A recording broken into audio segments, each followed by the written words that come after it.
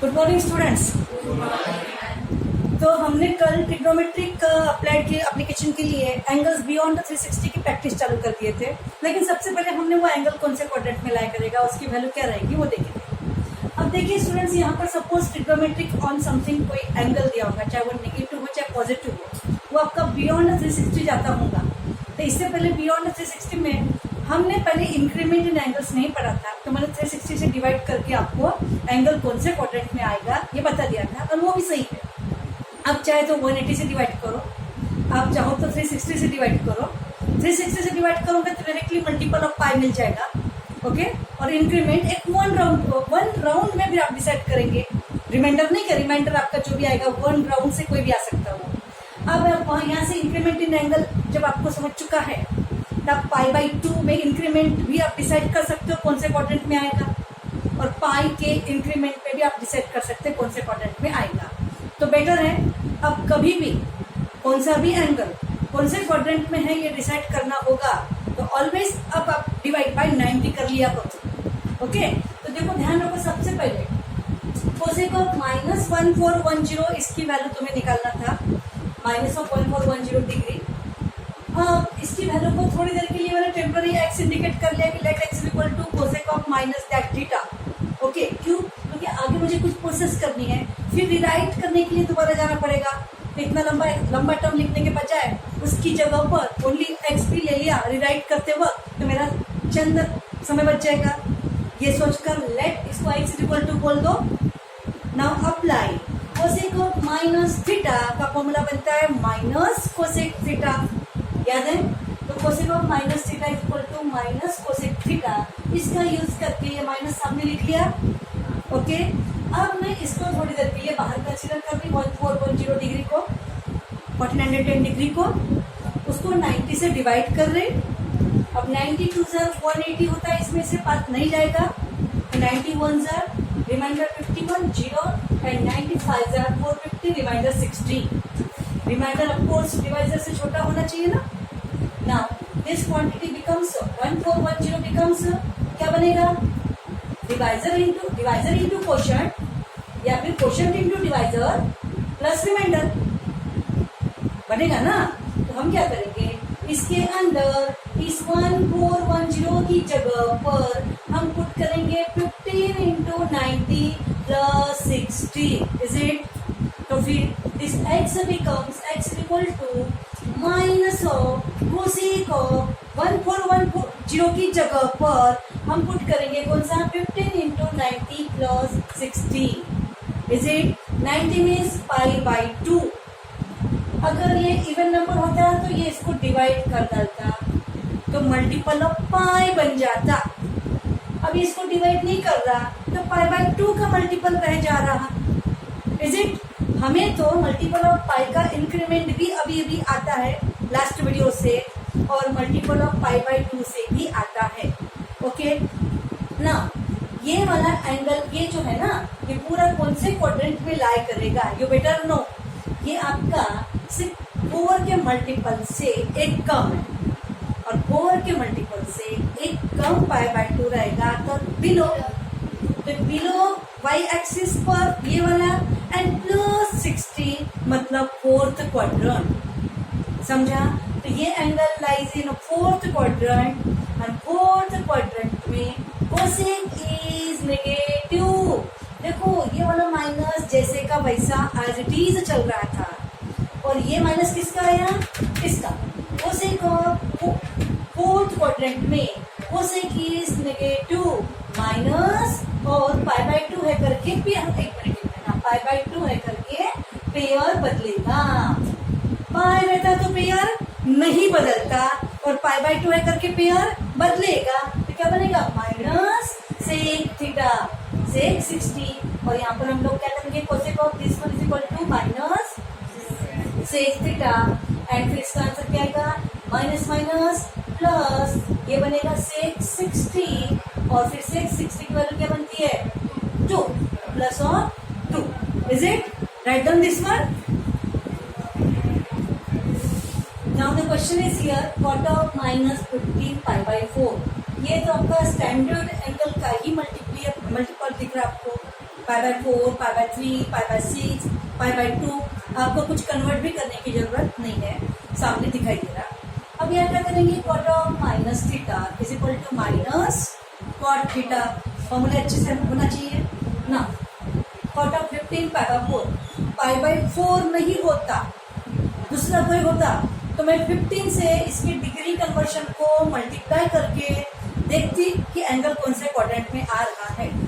जैसे pi by 18, pi by 12, pi by 9 ऐसा कुछ होता तो मैं क्या करती, उसका डिग्री कन्वर्शन करके 15 से मल्टीप्लाई करके वो एंगल कौन से क्वाड्रेंट में आएगा वो मैं डिसाइड करती, और बस वो पॉजिटिव और निगेटिव इतना ही बोल जाती। लेकिन ये इतना स्टैंडर्ड एंगल है, 1, 3, 5, 7, 9, 11, 13, 15। तो 15 पाई बाय 4 कौन से क्वाड्रेंट में आएगा, fourth quadrant. And fourth quadrant में कॉट इज नेगेटिव, तो minus. Okay, and cot pi by 4 की वैल्यू रख दो, वो क्या आती है 1। That means answer is 1। Is it? Now see here question. अब हमें कोई ट्रिग्नोमेट्रिक रेशियो जो है, अब आपको हम जानते हैं ना कि ट्रिग्नोमेट्रिक रेशियो पॉजिटिव नेगेटिव कुछ भी हो सकते हैं, तो जो भी दिया होगा एक ट्रिग्नोमेट्रिक रेशियो पर से बाकी के 5 हम इजीली फाइंड कर सकते हैं यूजिंग स्क्वायर रिलेशन का। याद करो स्क्वायर रिलेशन के फॉर्मूले, साइड्स रिलेशन, स्क्वायर रिलेशन को यूज करके बाकी 5 ट्रिग्नोमेट्रिक को फाइंड कर सकते हैं। लेकिन अब जस्ट अभी 10th प्लस में आपको एक और काम बढ़ गया है कि अकॉर्डिंग टू क्वाड्रेंट आने वाला आंसर पॉजिटिव रहेगा या निगेटिव, ये आपको चॉइस करना पड़ेगा। पहले आप 10th up to 10th standard आप क्या करते हैं, एज यूजुअल 0 से 90 में जो बनता है वही फाइंड करते हैं, वहां पे नेगेटिव के लिए आपकी स्टडी नहीं थी।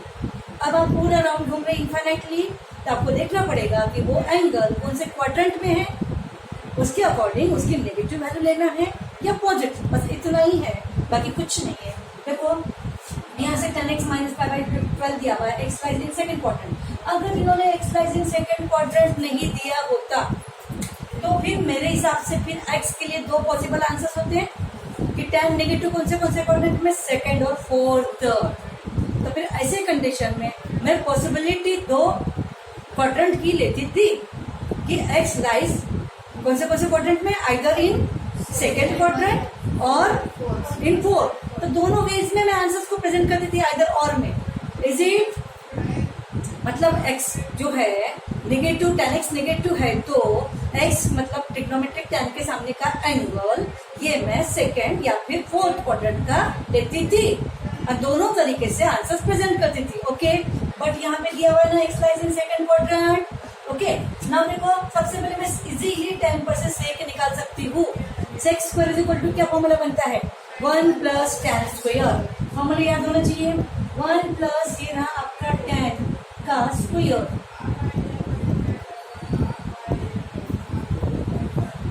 और इसको कैलकुलेशन करके आंसर क्या आएगा, 169 upon 144 and therefore sec x is equal two plus minus 13 upon 12। अब प्लस लेंगे कि माइनस, बताओ। अकॉर्डिंग टू क्वाड्रेंट x कौन से क्वाड्रेंट में लाई कर रहा है, सेकेंड क्वाड्रेंट में से कैसा होता है, सुंदर है ना, अच्छा नेगेटिव। ओके, तो सेकेंड क्वाड्रेंट में सेक नेगेटिव होता है ना, तो भी बोलेंगे but x lies in second quadrant, x second quadrant में लाई करता है and therefore sec x is a negative. Negative मतलब 0 से छोटा। अब सिंबल ज्यादा यूज करना स्टैंडर्ड लेवल पे, ठीक है। तो sec x इज नेगेटिव 0 से छोटा एंड देयरफॉर sec x का फाइनल आंसर क्या बनेगा, माइनस 13 अपॉन 12। ये रहेगा आपका आंसर, प्लस वाला आंसर नहीं कंसिडर किया जाएगा। Is it? बाकी फिर अपन साइन कॉस tan हमको निकालना है, तो कैसे निकालेंगे बोलो बड़ा। सेक पर से पहले क्या निकालेंगे, कॉस। कॉस का क्या होगा, सेक इज इक्वल टू क्या बनेगा, 1 बाई कॉस, या फिर कॉस इज इक्वल टू क्या बनेगा, 1 बाई सेक। डायरेक्टली लिख सकते हैं कि therefore cos x is equal to minus 12 upon 13। तो सेक का तो रेसिप्रोकल कॉस बनता है ना, समझ में आ रहा। उसके बाद में क्या करेंगे ना, sine square is equal to क्या बनता है बोलो, 1 minus cos square x. 1 minus इसका स्क्वायर डायरेक्टली ले लो, 169 में से 144 गया, and therefore sin x is equal to, अब मैं टेकिंग स्क्वायर रूट में प्लस का आंसर ले लेती हूँ, बोलो क्यों प्लस, क्यों प्लस, माइनस क्यों नहीं लिया? हाँ, सेकेंड क्वाड्रेंट में sine is positive in second, बस इतना ही सफिशिएंट है, इन सेकेंड क्वाड्रेंट। बात समझ में आ गया? सेकेंड क्वाड्रेंट में साइन इज पॉजिटिव, पहला मैंने ब्रीफली लिखवा के दिया, दूसरा थोड़ा शॉर्टकट कर लिया। ओके, साइन पर से क्या निकल जाएगा? देयरफॉर क्या बनेगा? कोसेक इज इक्वल टू उसका रेसिप्रोकल। समझ में आ गया बात? और एक तो पहले हम निकाल सकते थे, tan पर से क्या निकलेगा? कॉट निकल जाएगा। तो आप चाहो तो यहाँ निकल सकते कि therefore cot x is equal to, directly reciprocal ले लो, -12/5, ये बन गया answer. And now we have अब ब्रेक, चलो नाउ वी हैव 6 करके चालू कर दो, निकल गया पूरा, कोई बचा है क्या? नहीं, सबको बॉक्सेस करने का, लास्ट में आप जाए तो वापस से आंसर को प्रेजेंट कर देने का, राइट ऑन दिस वन।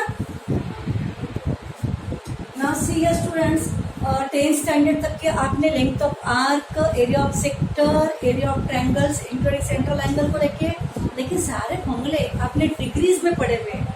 जैसे length of arc equal to theta upon 360 into 2πr, बोले तो थीटा क्या होता है डिग्री में, area of sector is equal to क्या होता है theta upon 360 into πr square, theta क्या होता है डिग्री में।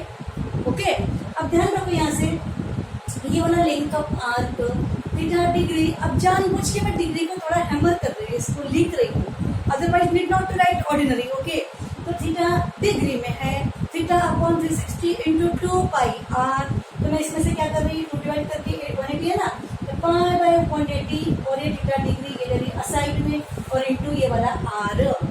और आप जानते हो किसी भी डिग्री मेजरमेंट को अगर π/180 से मल्टीप्लायर होगा तो बन जाएगा रेडियन एंगल, समझा? तो ये क्या बन जाएगा आपका, थीटा इज इन रेडियन, जो भी क्वांटिटी आएगी क्या में आएगा, रेडियन में एंगल बन जाएगा, और ये रहा आर जैसे ही का वैसा। ओके, इसका मतलब क्या हुआ, सेंट्रल एंगल अगर रेडियन में होगा, सेंट्रल एंगल अगर रेडियन में होगा तो length of arc is equal to r theta. R theta, theta क्या है, measurement of angle in radian, तो ये जरूर यहाँ करना है। लेंथ ऑफ आर्क ये लगे तो चलो छोड़ दो एक बार का, इतना तो जरूर ध्यान रखो इसके साथ में, length of arc is equal to r theta, where theta is in radian. Okay, radian होगा तो ये फॉर्मूला, और डिग्री होगा तो ये वाला फॉर्मूला या फिर ये वाला फॉर्मूला। ओके, टू रिड्यूस करता है कि नहीं इसको, ये बात ध्यान रहे। सिमिलरली सेक्टर के लिए भी आप जानते हो, देखो अगर ये सेक्टर की बात चले अपन ने area of sector, area of sector तो क्या बनेगा, theta upon 360 into πr square, लेकिन वहां पर थीटा ये डिग्री में था, दैट मीन्स थीटा अपॉन 180, मैंने इसको 2 इंटू 180 कर लिया, 2 को बाजू में ले लिया, और ये पाई को इधर ले लिया, थीटा को इधर में ले लिया, π/180, थीटा डिग्री इधर का 2 बाजू में ले लिया, और ये बन गया थीटा इज इन रेडियन।